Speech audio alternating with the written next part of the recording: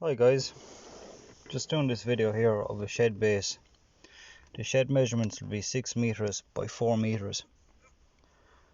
Now this, I chose the wrong colour here, but you can just make out the white line that's coming in 23 centimeters on either side. That's the extra thickness of the base I allowed for the shed.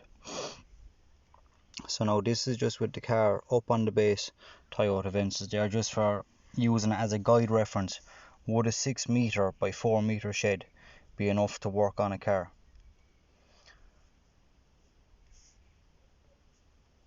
Now I just see them there now, the 23 centimeters again.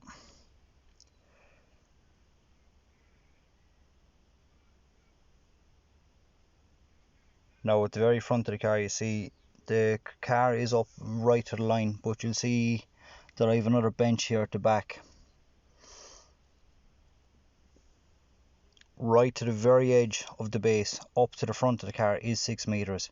So of course, without that bench in the way, there's a lot more room to work on the car then.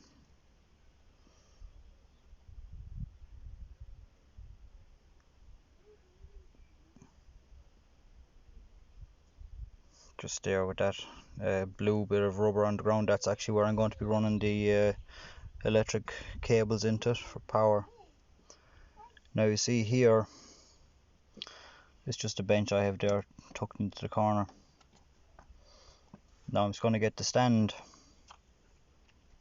I'm going to get the jack here and use this as a point of reference as you'll be trying to lift up the car with the length of the handles to work with. With 6 by 4 meters for the proper car jack, we'll say a 3-ton car jack, this is only a 2-ton. I'd probably be using a bottle jack instead because of the length of the handle leverage. Now that's only with the short handle on it there as well.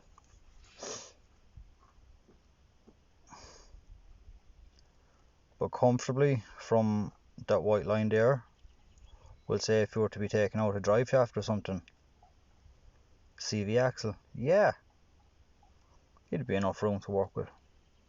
But just for lifting space with the length of a jack and then trying to work the handles, not so much.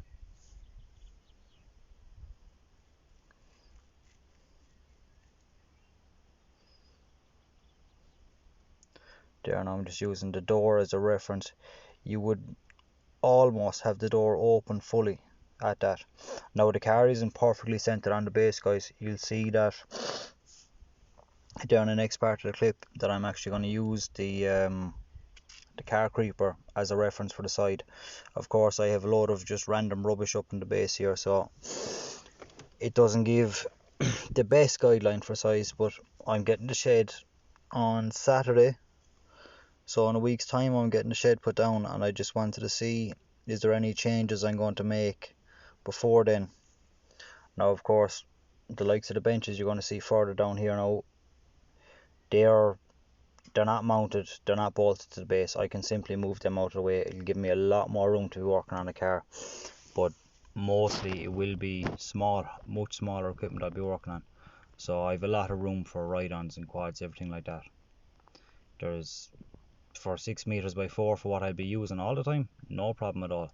But coming up to NCTs and stuff, just check over the cars, be handy to be able to bring them in, do them in the rain, no problem. See there now is a reference point. That with the car creeper turned sideways, there's a load of room up to the white line, and on this side it just shows that I don't have the car actually centered. You see, just putting that right to the line there, and the front of the creeper is going under the car a small bit. But anyway guys, I hope this video helps you to see if the base measurement is